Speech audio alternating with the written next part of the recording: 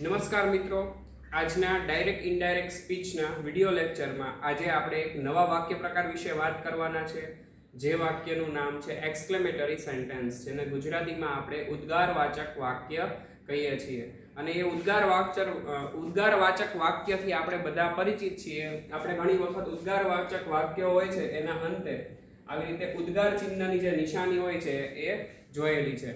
તો ઉદ્ગારવાચક વાક્ય છે એ આપણે કોને કહીશું, તો એની ડેફિનેશન અહીંયા મેં લખેલી છે, આપણે વાંચીએ.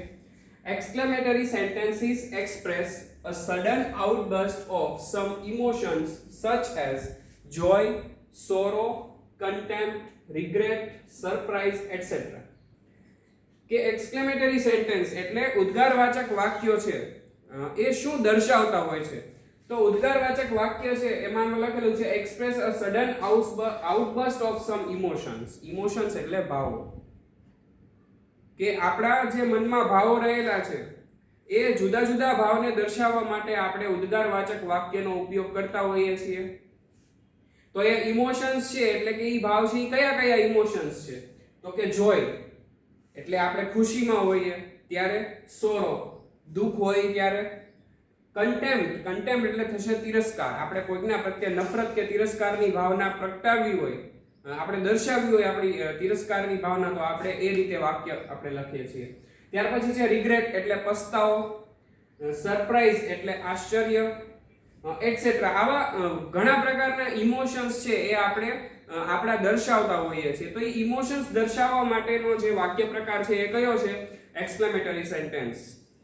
તો આ એની વ્યાખ્યા છે. ત્યાર પછી લખેલું છે common exclamatory phrases are given below, કે એના જે અમુક શબ્દ જે છે, શબ્દ સમૂહ છે જે એનો આપેલો છે એ કયા કયા છે, તો કે હુર્રા. તમે હવે આપણે આગળ જ્યારે એક્સક્લેમેટરી સેન્ટેન્સ ભણશું ત્યારે વાક્યની શરૂઆત છે એ આવા જુદા જુદા એક્સપ્રેશનથી થતી હશે, ઇમોશન્સથી થતી હશે. તો જ્યારે હુર્રા આપેલું છે એનો મતલબ શું છે? એક્સપ્રેસ જોય. કે ઇંગ્લિશમાં આપણે જ્યારે હુર્રા એમ બોલીએ એનો મતલબ શું થાય છે? એક્સપ્રેસ જોય. ત્યારે આપણે શું પ્રગટ કરતા હોઈએ છીએ? આપણો આનંદ પ્રગટ કરતા હોઈએ છીએ, આપણે ખુશ હોઈએ છીએ. પછી છે અલાસ કે ઓ, તો એ શું છે? એક્સપ્રેસ સોરો, રિગ્રેટ અને લોસ. કે અલાસ એટલે ગુજરાતીમાં આપણે કહીએ ને કે અરે, આપણે કેવા નિરાશ થઈ જાય, નિરાશ થઈને જે આપણા મોઢામાંથી ઉદ્ગાર નીકળે છે એ કયો છે? તો ઇંગ્લિશમાં અલાસ. અને બીજો કયો છે? ઓ. તો એ શું દર્શાવે છે? એક્સપ્રેસ સોરો એટલે કે દુઃખ દર્શાવે છે, રિગ્રેટ એટલે પસ્તાવો દર્શાવે છે, અને લોસ એટલે નુકસાની દર્શાવે છે. ત્યાર પછી છે બ્રાવો. બ્રાવો એટલે શું? તો કે એક્સપ્રેસ અપ્લોઝ. અપ્લોઝ એટલે અભિવાદન. કોઈકનું અભિવાદન કરવું હોય અથવા તો કોઈકે કોઈ બહાદુરીનું કામ કર્યું હોય ત્યારે આપણે એ શબ્દ બોલે છે. અને ત્યાર પછી છે પ્રેઝ એટલે વખાણ કરવા. કોઈકે ખૂબ જ સારું કામ કર્યું છે તો એને બિરદાવવા માટે, એનો અભિવાદન આપવા માટે આપણે શેનો ઉપયોગ કરીએ છીએ? બ્રાવો. ત્યાર પછી છે વોટ, વાવ. એ શું દર્શાવે છે? આપણે ગુજરાતીમાં બોલીએ અરે, આપણી આમ કે ને ગુજરાતીમાં એવું આવે કે આંખો ફાટી જવી એટલે આમ આશ્ચર્યચકિત થઈ જવું. તો જ્યારે વોટ અને વાવ ઇંગ્લિશમાં દર્શાવવામાં આવે છે ત્યારે એનો એક્સપ્રેસ શું કરે છે? એ એક્સપ્રેસ સરપ્રાઈઝ અને એક્સપ્રેસ વન્ડર. એ બંને એ છે એ એક્સપ્રેસ કરે છે. તો ઉદ્ગારવાચક વાક્ય છે એને ભણી એની પહેલા આપણે આ જે એક્સપ્રેશન્સ છે, જે એના ફ્રેઝીસ છે એ યાદ રાખવાના છે, કારણ કે આપણે રિપોર્ટિંગ વર્બ છે એમાં આ રીતના ફ્રેઝીસ છે એનો ઉપયોગ કરીશું. તો હવે પછી મિત્રો આગળ એના નિયમો જોઈએ કે એક્સક્લેમેટરી સેન્ટેન્સ છે એને ડાયરેક્ટમાંથી ઇનડાયરેક્ટમાં ચેન્જ કરવા માટે આપણે કયા કયા નિયમો યાદ રાખવાના છે.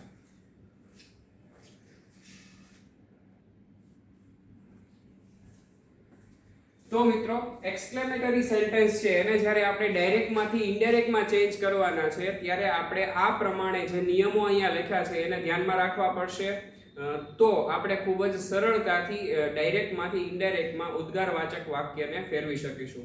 એના નિયમો છે એ મિત્રો ખૂબ જ અઘરા નથી, માત્ર આપણે રિપોર્ટિંગ વર્બ છે એ એક યાદ રાખવાનું છે. અને ત્યારબાદ જે ઉદ્ગારવાચક અમુક જે વાક્યો છે વોટ, હાઉ અને વાવથી જે શરૂ થાય છે એને આપણે સૌથી પહેલા વિધાન વાક્યમાં ફેરવીશું, ત્યાર પછી એને આપણે કાળ મુજબ યોગ્ય ફેરફાર કરીશું. તો આપણે એના નિયમો સ્ટાર્ટ કરીએ.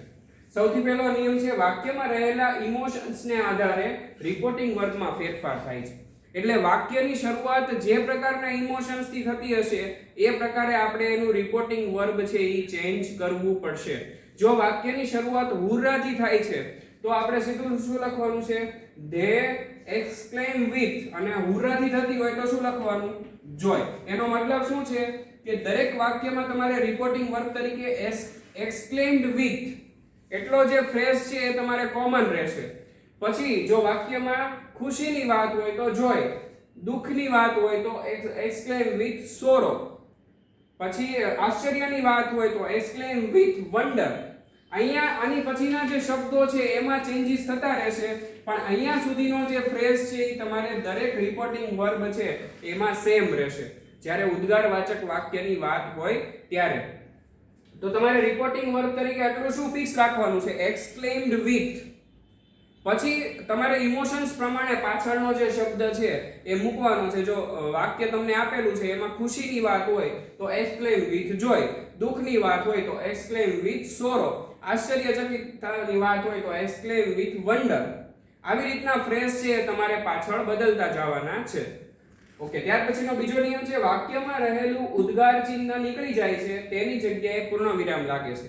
એટલે તમને જે ડાયરેક્ટ સ્પીચ નું વાક્ય આપ્યું હશે એના અંતે ઉદ્ગાર ચિહ્નની નિશાની કરેલી હશે. આ નિશાની છે એ ઇનડાયરેક્ટ સ્પીચમાં જ્યારે તમે ફેરવો છો ત્યારે અહીંયાથી આપણે કાઢી નાખવાની છે, એની જગ્યાએ પૂર્ણ વિરામ છે એ આપણે મૂકવાનું છે. સંયોજક તરીકે ધેટનો ઉપયોગ થાય છે. હવે જો ફરી વખત વિધાન વાક્યમાં જે હતું સંયોજક, બે વાક્યને જોડવા માટે આપણે ધેટનો ઉપયોગ કરતા હતા, એ રીતે ઉદ્ગાર વાક્યમાં પણ સંયોજક તરીકે શેનો ઉપયોગ કરવાનો છે? ધેટનો ઉપયોગ કરવાનો છે. વોટ, વાવ કે હાવ થી શરૂ થતા ઉદ્ગાર વાક્યોને વિધાન વાક્યમાં બદલી ફેરફાર કરીને ઇનડાયરેક્ટ સ્પીચમાં ફેરવાય છે. આ મિત્રો ખાસ યાદ રાખવાનું છે કે વોટ, વાવ કે હાવ થી શરૂ થતા જે ઉદ્ગારવાચક વાક્યો છે એને આપણે સૌથી પહેલા શેમાં ફેરવવાના છે? વિધાન વાક્યમાં બદલવાના છે. ત્યાર પછી એમાં આપણે ફેરફાર કરવાના છે. એટલે જ ત્યાં અહીંયા એક્ઝામ્પલ લખેલું છે કે કેવા વાક્યો. તો અહીંયા આપેલું છે what a clever student he is. તો જો વાક્યની શરૂઆત છે નથી થઈ, what થી થઈ અને છેલ્લે ઉદ્ગાર ચિહ્ન છે એટલે આ એક્સક્લેમેટરી સેન્ટેન્સ કહેવાય. બરાબર, આમાં શું કીધું છે કે what a clever student he is, કે તે કેટલો હોશિયાર સ્ટુડન્ટ વિદ્યાર્થી છે. બરાબર, તો અહીંયા વાક્યની શરૂઆત what થી થઈ તો એને આપણે સૌથી પહેલા વિધાન વાક્યમાં ફેરવવું પડશે. વિધાન વાક્યમાં કર્તાનું સ્થાન ક્યાં હોય? આગળ. કર્તા કોણ છે? he. એટલે શું થઈ જશે? he is a. હવે આ what છે એ નીકળી જશે વિધાન વાક્યમાં એટલે એની જગ્યાએ શું લગાડી દેવાનું? very. he is a very clever student. તો આ છે એ આપણે એક્સક્લેમેટરી સેન્ટેન્સ જે આપેલું છે એને આપણે શેમાં ચેન્જ કર્યું? એસર્ટિવમાં, એટલે વિધાન વાક્યમાં. તો સૌથી પહેલા જ્યારે પ્રશ્ન વાક્યની શરૂઆત વોટ, વાવ કે હાવ થી થતી હોય ત્યારે તમારે સૌથી પહેલા એને વિધાન વાક્યમાં ચેન્જ કરી નાખવાનું છે. ત્યાર પછી તમારે એને ડાયરેક્ટ માંથી ઇનડાયરેક્ટ માં ચેન્જ કરવાનું છે. હવે જો આપણે આ ફેરફાર ન કરીએ તો શું થાય? ત્યાં તમે લખો what a clever student he અને is નું છે ત્યાં તમે was કરી નાખો. તો આ ફેરફાર છે એ યોગ્ય નથી કારણ કે કર્તાનું સ્થાન જે આગળ હોય. હવે આમાં જે તમારે ફેરફાર કરવાનો છે એ તમે આને ડાયરેક્ટ માંથી ઇનડાયરેક્ટ માં ફેરવવાનું છે. એવું નથી માની લેવાનું કે ઉદ્ગારવાચક વાક્યને તમે વિધાન વાક્યમાં ફેરવો એટલે તમારું ડાયરેક્ટ માંથી ઇનડાયરેક્ટ થઈ ગયું. આ હજી ડાયરેક્ટ વાક્ય જ છે, આપણે એને હવે ઇનડાયરેક્ટ માં ફેરવવાનું. ક્યારે? જ્યારે વાક્યની શરૂઆત વોટ, વાવ કે હાવ થી થતી હોય ત્યારે. અને વિધાન વાક્યમાં ફેરવવા માટે કાંઈ નથી કરવાનું, આપેલ વાક્યના કર્તાને આગળ લઈ લેવાનું, ત્યાર પછી ક્રિયાપદ, પછી વોટ છે એ નીકળી જશે, વોટ ની જગ્યાએ શું લાગશે? very. તો he is a very clever student. ખૂબ જ સરળ છે. અને ત્યાર પછી બાકીના ફેરફાર છે એ વિધાન વાક્ય પ્રમાણે થાય છે. એટલે કે બાકીના જે ડાયરેક્ટ માંથી ઇનડાયરેક્ટ માં ચેન્જ કરવાના નિયમો છે જેવા કે કાળનો ફેરફાર, સર્વનામનો ફેરફાર, સમય અને સ્થળ સૂચક શબ્દોનો ફેરફાર, એ આપણે અગાઉ જે રીતે કરતા હતા એ જ રીતે કરવાનો છે. હા, એક વસ્તુ ખાસ યાદ રાખવાની છે મિત્રો, આ વાક્યોમાં કાળનો ફેરફાર થશે.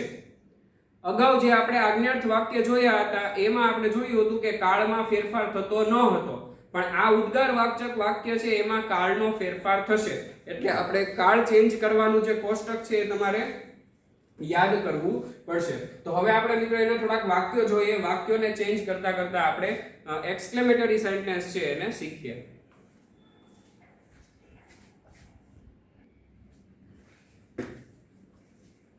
તો મિત્રો અહીંયા આપણને 4 વાક્યો આપ્યા છે. 4 વાક્યોને આપણે ડાયરેક્ટ માંથી ઇનડાયરેક્ટ માં ચેન્જ કરીએ એટલે તમને એના નિયમો છે એ સમજાઈ જશે, અને પ્લસ તમને જ્યારે વાક્ય ઉદ્ગાર વાચક વાક્ય જ્યારે આપેલા છે તમે ત્યારે એને સહેલાઈથી ચેન્જ કરી શકીશું. પહેલું વાક્ય છે they said hurrah we won the game.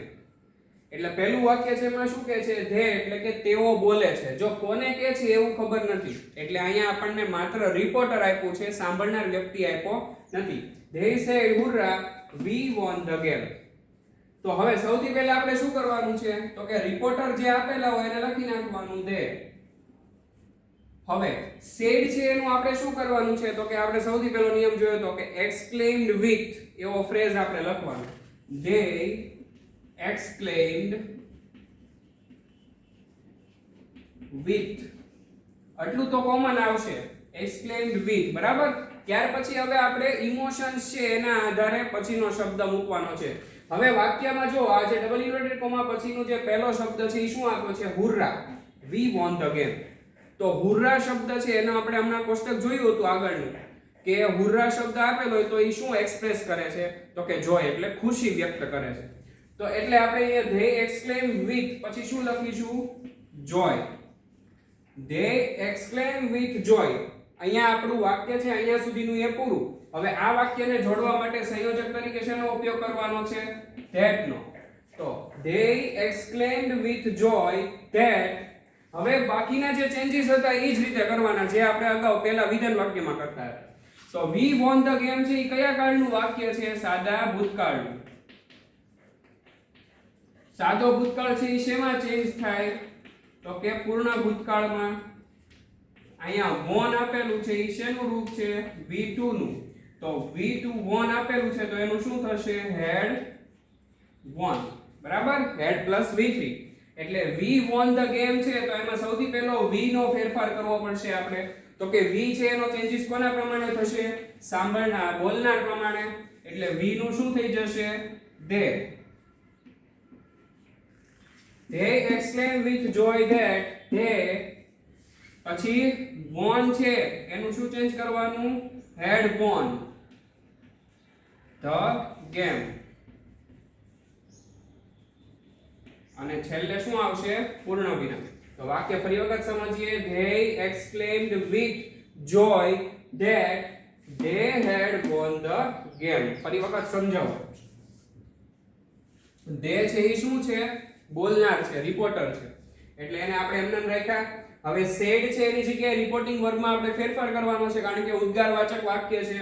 હવે said ની જગ્યાએ શું કરશું આપણે? exclaimed with. આટલું જે ફ્રેઝ છે એ તમારે દરેક ઉદ્ગાર વાક્યમાં કોમન રાખવાનો છે. exclaimed with. પછી અહીંયા હુર્રા આપેલું છે એ શું વ્યક્ત કરે છે? ખુશી વ્યક્ત કરે છે. હવે ખુશી વ્યક્ત કરવા માટેનો શબ્દ કયો છે? joy. તો exclaimed with joy. પછી બે વાક્યને જોડવા માટે સંયોજક તરીકે શેનો ઉપયોગ કર્યો? that નો. પછી આ જે હુર્રા શબ્દ છે એને પાછો આપણે કાઢી નાખવાનો છે કારણ કે એની જગ્યાએ આપણે શું લખી નાખ્યું? joy. પછી આ જે v છે એનો ફેરફાર કોની પ્રમાણે કર્યો? બોલનાર પ્રમાણે. એટલે v નું શું થઈ ગયું? they. પછી won the game છે એ સાદા ભૂતકાળનું વાક્ય છે. સાદો ભૂતકાળ પૂર્ણ ભૂતકાળમાં ચેન્જ થાય એટલે won ની જગ્યાએ શું થઈ ગયું? had won. અને the game શબ્દ છે એ આમને રહ્યો. તો આટલા ચેન્જીસ માત્ર આપણે કરવાના છે. આપણું વાક્ય છે એ ઉદ્ગારવાચક શબ્દ ઉદ્ગારવાચક વાક્ય હોય એને ડાયરેક્ટ માંથી ઇનડાયરેક્ટ માં ફેરવવા માટે.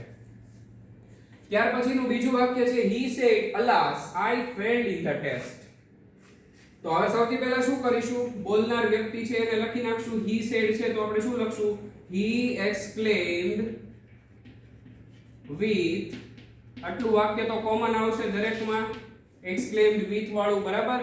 પછી અહીંયા જો alas શબ્દ છે. alas એટલે શું થાય? અરે, આપણે આમ નિરાશ થઈ જઈએ એમ. કારણ કે આપણે જ્યારે પરીક્ષામાં નાપાસ થઈએ ત્યારે આપણે ખુશ તો ન જ થઈએ, આપણને શું થાય? દુઃખ થાય. એટલે આપણે શું અહીંયા લખીશું? he exclaimed with alas એટલે અરે રે, તો ઈ શું એક્સપ્રેસ કરે છે? sorrow એટલે દુઃખ. તો he exclaimed with sorrow. પછી વાક્ય જોડવા માટે સંયોજક તરીકે that નો ઉપયોગ કરીશું. he exclaimed with sorrow that. હવે અહીંયા I છે એનો ચેન્જીસ કોના પ્રમાણે કરવાનો આપણે? બોલનાર વ્યક્તિ પ્રમાણે. બોલનાર કોણ છે? he, એટલે I નું શું થઈ જશે? he exclaimed with sorrow that he હવે failed in the test. હવે fail શબ્દ જે છે એ શેમાં આપેલો છે? ed લગાડેલું છે એટલે v2 માં આપેલું છે. અગેન આપણે શેમાં ચેન્જ કરવાનું? એને પૂર્ણ ભૂતકાળમાં, એટલે શું થશે? had failed. એટલે આપણે લખીએ કે he exclaimed with sorrow that failed છે એની આગળ had લગાડી દઈએ. he had failed in the test ને પૂર્ણ વિરામ. તો આ આપણું વાક્ય છે એ ઉદ્ગારવાચક વાક્ય છે અને આપણે ડાયરેક્ટ માંથી ઇનડાયરેક્ટ માં ચેન્જ કર્યું. આપણે ક્યાં ક્યાં ચેન્જીસ કર્યા? તો કે સૌથી પહેલા તો exclaim with sorrow લખ્યું, પછી સંયોજક તરીકે that નો ઉપયોગ કર્યો, I ની જગ્યાએ બોલનાર વ્યક્તિનું પ્રનામ શું મૂક્યું? he અને had failed. એટલા ચેન્જીસ આપણે કર્યા. ત્યાર પછીનું ત્રીજું વાક્ય જોઈએ. she said wow what a beautiful flower it is. કે તેણીએ કહ્યું કે વાહ કેટલું સરસ ફૂલ છે. તો હવે આ વાક્યમાં જો શરૂઆત શેનાથી થઈ? વાવથી. શરૂઆત શેનાથી થઈ? વાવથી થઈ. એટલે હવે તમારે પેલો વિધાન વાક્યનો જે નિયમ હતો એ તમારે યાદ કરવાનો કે જ્યારે શરૂઆત વાવ વોટ કે હાવથી થતી હોય ત્યારે સૌથી પહેલા એને આપણે વિધાન વાક્યમાં ચેન્જ કરવાનું. તો વિધાન વાક્યમાં ચેન્જ કરવા માટે શું કરવાનું? પાછું યાદ રાખવાનું કે એ આપણા જવાબમાં નથી લખવાનું, આપણે માત્ર યાદ રાખવાનું છે કે આનું વિધાન વાક્ય શું થાય. તો હું અહીંયા લખું છું it is a very beautiful flower. તો આવું એનું વિધાન વાક્ય થાય. જે અહીંયા લખ્યું છે ને wow what a beautiful flower it is, તો એનું વિધાન વાક્ય શું થાય? it is a very beautiful flower. તો હવે આપણે શું કરીશું? she exclaimed with. હવે આ જે વાવ શબ્દ છે એ શું દર્શાવે છે? આશ્ચર્ય. તો આશ્ચર્ય દર્શાવવા માટે શું લખીશું? wonder. she exclaimed with wonder. સંયોજક તરીકે that. she exclaimed with wonder that. હવે આ જે it છે ત્યાંથી આપણે આ વાક્ય છે એને હવે ડાયરેક્ટ માંથી ઇનડાયરેક્ટ માં ફેરવવાનું છે. આપણે આ વાક્ય છે એની સાથે હવે કોઈ સંબંધ નથી, કારણ કે આપણે આનું શું કરી નાખ્યું? વિધાન વાક્ય. વિધાન વાક્યને ચેન્જ કરવું સરળ રહે. એટલે શું થઈ ગયું? she exclaimed with wonder that. હવે it છે એમાં કોઈ પણ જાતનો ફેરફાર શા માટે ન થાય? કારણ કે ત્રીજા પુરુષનું સર્વનામ છે. સર્વનામના ચેન્જીસનો ત્રીજો નિયમ યાદ કરો કે ત્રીજા પુરુષના સર્વનામમાં કોઈ પણ જાતના ફેરફાર થતા નથી. તો હવે wonder that it પછી is છે એનું શું થશે? was. it was a very beautiful flower. તો આ વાક્ય આપણું ડાયરેક્ટ માંથી ઇનડાયરેક્ટ માં ચેન્જ થઈ ગયું. પણ મિત્રો યાદી રાખવાનું છે કે વાવથી શરૂ થતું હતું વાક્ય, એટલે આપણે એને સૌથી પહેલા વિધાન વાક્યમાં ચેન્જ કર્યું. વિધાન વાક્યમાં ચેન્જ કરવા માટે સિમ્પલ છે. સૌથી પહેલા કર્તા, ક્રિયાપદ અને પછી કર્મ અને વધારાનો શબ્દ. તો વાક્યમાંથી કર્તા કોણ હતું? it. પછી ક્રિયાપદ તરીકે is અને a very beautiful flower એ આપણે ચેન્જીસ કર્યો. એટલે વાક્ય શું થઈ ગયું? she exclaimed with wonder that it was a very beautiful flower. ત્યાર પછીનું ચોથું વાક્ય છે David said to him how intelligent you are. હવે જો મિત્રો આ ત્રણ વાક્ય કરતા આ વાક્ય અલગ છે. અલગ શા માટે છે? કારણ કે અહીંયા તમે જો સાંભળનાર વ્યક્તિ આપણને આપ્યું છે. આ ત્રણેય વાક્યમાં સાંભળનાર વ્યક્તિ ન હતો. એટલે સૌથી પહેલા બોલનાર અને સાંભળનાર સુધીનો આપણે લઈ લેશું. તો ડેવિડ છે તો એ કર્તા તરીકે આનંદ રહેશે. David said to him how intelligent. How થી શરૂ થતી હોય ત્યારે એ શું દર્શાવે છે? તો કે વન્ડર એટલે આશ્ચર્ય દર્શાવે છે. એટલે આપણે શું લખીશું? David exclaimed with wonder. સંયોજક તરીકે that David exclaimed with wonder to him David exclaim with wonder to him. અહીંયા સુધીનું વાક્ય આપણે કર્યું. જો અહીંયા આપણને સાંભળનાર વ્યક્તિ આપ્યો છે એટલે આપણે અહીંયા સાંભળનાર વ્યક્તિ છે એ લખવું પડશે. આ ત્રણેય વાક્યમાં આપણને સાંભળનાર વ્યક્તિ નતા આપ્યા. તો David exclaim with wonder to him. હવે સંયોજક તરીકે that. હવે જો વાક્યની શરૂઆત શેનાથી થઈ છે? હાઉ થી થઈ છે. હવે હાઉ, વાવ અને વોટ થી શરૂ થતી હોય તો એને સૌથી પહેલા આપણે શેમાં ચેન્જ કરવાનું? વિધાન વાક્યમાં. તો આનું વિધાન વાક્ય શું થાય? જો કર્તા કોણ છે? યુ, પછી ક્રિયાપદ are. You R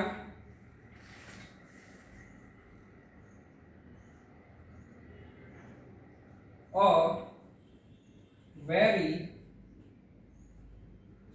you are very intelligent. You are very intelligent. એવું આનું વિધાન વાક્ય થાય. સૌથી પહેલા કર્તા, ત્યાર પછી ક્રિયાપદ અને ત્યાર પછી very intelligent. very શબ્દ છે એ શા માટે લખ્યો? આ હાવ શબ્દ છે એની જગ્યાએ શું લખ્યું? very લખ્યું, કારણ કે હાવ છે એ નીકળી જશે. તો હવે વાવ થી શરૂ થતું હતું એટલે હવે એને સૌથી પહેલા આપણે વિધાન વાક્યમાં ચેન્જ કર્યું અને હવે આ વિધાન વાક્યનો ફેરફાર છે એ આપણને પાછો આવડે છે જેવી રીતે અગાઉ કરતા હતા. તો શું થઈ ગયું? David exclaim with wonder to him that you છે. હવે સૌથી પહેલા અહીંયા યુ છે તો યુ નો ચેન્જીસ આપણે કોના પ્રમાણે કરશું? સાંભળનાર પ્રમાણે. સાંભળનાર વ્યક્તિ કોણ છે? હિમ. તો હિમ છે એનું સર્વનામ શું થશે કર્તા તરીકે? હી. યુ ની સાથે આર હતું, હી ની સાથે was. David exclaimed with wonder to him that he was very intelligent. અને પૂર્ણ વિરામ. તો આવી રીતે મિત્રો ખૂબ જ સહેલા વાક્યો છે એક્સક્લેમેટરી સેન્ટેન્સ. 5 વાક્યોમાંથી જો કોઈ પણ સહેલા વાક્યો હોય તો એ ઉદ્ગારવાચક વાક્યો છે, કારણ કે મોટા ભાગનો ફેરફાર છે એ ખૂબ જ સરળ હોય છે. માત્ર આપણે ઇમોશન્સ છે એને યાદ રાખવાનું છે કે વાક્યમાં કયા પ્રકારનું ઇમોશન્સ છે એ આપણને આપેલું છે. તો આવી રીતે 4 વાક્યો છે એને આપણે ચેન્જ કર્યા. તમે વધારે વાક્યો ગોતીને તમે આવી રીતે ચેન્જ કરતા રહેશો તો તમને પ્રેક્ટિસ છે એ મળી જશે અને જ્યારે પરીક્ષામાં પૂછાશે ત્યારે તમને કોઈ પણ જાતનો પ્રશ્ન છે એ ઉદ્ભવશે નહીં. અને મિત્રો એક વાત ખાસ યાદ રાખવી કે આપણને ડાયરેક્ટ ઇનડાયરેક્ટ સ્પીચ છે એ વાક્ય સ્વરૂપે નથી પૂછાતી, આપણને પેરેગ્રાફ સ્વરૂપે પૂછાય છે. જે આપણે 5 વાક્ય પ્રકાર પૂરા કરીએ પછી એક આખો વિડિયો છે એ આપણે એના આધારે બનાવવાના છીએ કે ભાઈ આખો પેરેગ્રાફ આપ્યો છે એને કઈ રીતે ચેન્જ કરવાનો છે. તો એ પણ યાદ ખાસ રાખવું કે એક્સક્લેમેટરી સેન્ટેન્સ છે એ પેરેગ્રાફમાં એક તો આપેલું જ હોય છે, એટલે તમારે એ છે એ ચેન્જ કરવાનું તમારે સરળ પડે એની માટે તમારે વારંવાર રિવિઝન કરતું રહેવું પડશે. તો એ તમને જે એક વાક્ય પ્રકાર આપ્યો છે એ તમને ક્યારેય ભૂલાશે નહીં. તો આ હતા એક્સક્લેમેટરી સેન્ટેન્સ. અને મિત્રો હવે આની પછી માત્ર એક સેન્ટેન્સ પ્રકાર બાકી છે જેનું નામ છે ઓપ્ટેટિવ સેન્ટેન્સીસ, એટલે કે શુભેચ્છા દર્શક વાક્યો. શુભેચ્છા દર્શક વાક્યોને આપણે કઈ રીતે ચેન્જ કરીશું એ આપણે નેક્સ્ટ વિડિયો લેક્ચરમાં જોઈશું. મિત્રો એક્સક્લેમેટરી સેન્ટેન્સને તમારે ઘરે ટ્રાય કરવાની છે. બીજા એક્સક્લેમેટરી સેન્ટેન્સ વતીને એને ડાયરેક્ટમાંથી ઇનડાયરેક્ટમાં ચેન્જ કરવાના છે. જો ક્યાંય પણ જગ્યાએ અટકાવ કે કોઈ પ્રશ્ન થાય કે તમને કોઈ ડાઉટ ઉદ્ભવે તો એ ડાઉટ છે એ સોલ્વ આપણે તમે મને મારો સંપર્ક કરશો એટલે આપણે એ ડાઉટ છે તમારો સોલ્વ કરી દઈશું. Okay, till then good bye. Thank you for watching this video.